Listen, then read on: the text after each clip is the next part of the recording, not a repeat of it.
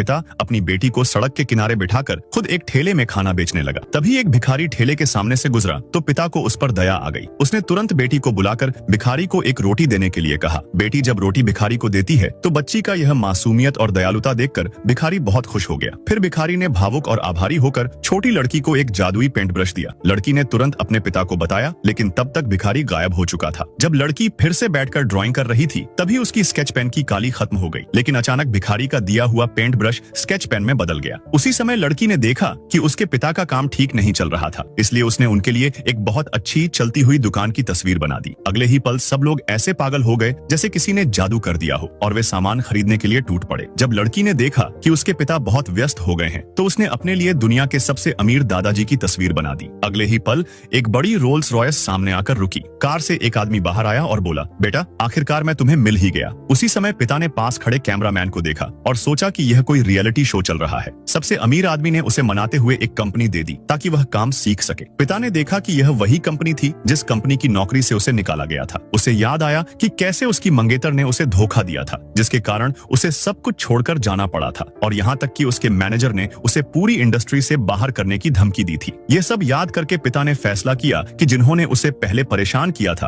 अब उन्हें उसका खामियाजा भुगतना पड़ेगा।